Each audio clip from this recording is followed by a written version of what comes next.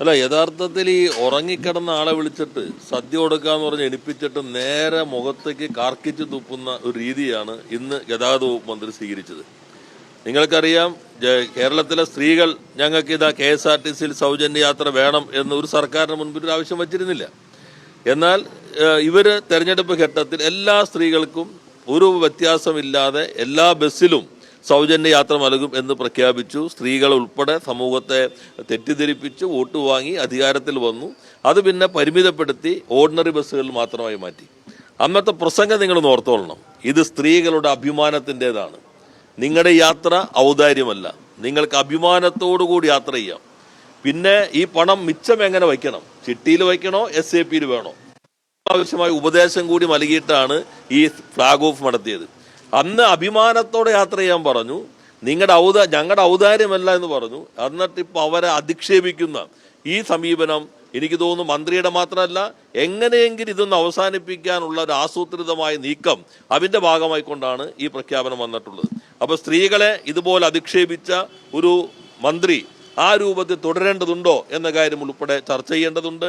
കേരളീയ സ്ത്രീ സമൂഹത്തിനെ ഇതുപോലെ അധിക്ഷേപിച്ച ഒരു അനുഭവം ഒരു ഘട്ടത്തിലും ഉണ്ടായിട്ടില്ല എന്ന് തന്നെ നമ്മൾ കാണണം.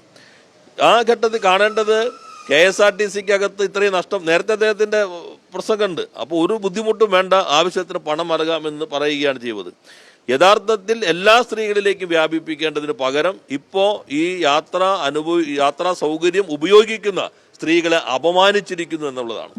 യഥാർത്ഥത്തിൽ അവർ പറഞ്ഞിരുന്ന വരുമാന പ്രായ പരിഗണനകളില്ലാതെ എല്ലാവർക്കുമുള്ള സൗജന്യം എന്നാണ്. ആ സൗജന്യം നൽകുമ്പോൾ തന്നെ മഞ്ഞ പിങ്ക് കാർഡിൽപ്പെട്ട സ്ത്രീകൾക്ക് ലഭിച്ചുകൊണ്ടിരുന്ന 1000 രൂപയുടെ പെൻഷൻ പൂർണ്ണമായിട്ടും നിർത്തലാക്കിക്കൊണ്ടാണ് ഈ പദ്ധതി ആരംഭിച്ചത്. ഇപ്പൊ അതുമില്ല ഇതുമില്ല, ചീത്തയും കേൾക്കണം എന്ന അവസ്ഥയിലേക്ക് കേരളത്തിലെ സ്ത്രീകൾ മാറിയിരിക്കുന്നു. രണ്ടാമത്തെ ഭാഗം വളരെ പ്രാധാന്യമുള്ളതാണ്. എന്തിനാണ് ഈ സർക്കാർ ആശുപത്രിയിലേക്ക് വരുന്നത്? ഞങ്ങൾക്ക് ഫണ്ട് തന്നിട്ടുള്ള ആളുകൾ വേറെ ഉണ്ടല്ലോ.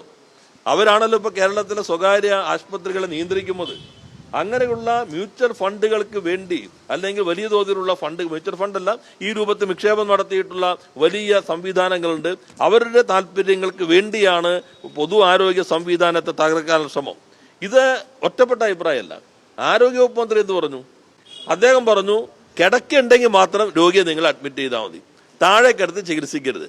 നമുക്ക് ആദ്യം തോന്നി താഴെ കിടത്തി ചികിത്സിക്കരുത് എന്ന് പറയുമ്പോൾ ഈ താഴെ കിടക്കുന്നവരോടുള്ള സ്നേഹം അദ്ദേഹത്തിന് വല്ലാതെ ഉള്ളത് കൊണ്ടാണ് അങ്ങനെയുള്ള ഒരു പ്രതികരണം എന്ന് പെട്ടെന്ന് തോന്നിയെന്ന് വരാം. അതിൻ്റെ അർത്ഥം എന്താ?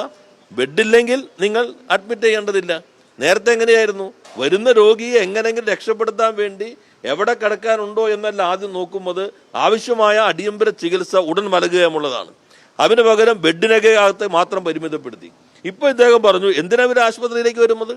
അപ്പൊ പൂർണ്ണമായിട്ടും സ്വകാര്യ മേഖലയ്ക്ക് എല്ലാ രംഗങ്ങളെയും വിട്ടുകൊടുക്കാനുള്ള ആസൂത്രിതമായൊരു പദ്ധതിയാണ് ഈ ഗവൺമെന്റ് നടപ്പിലാക്കുന്നത്.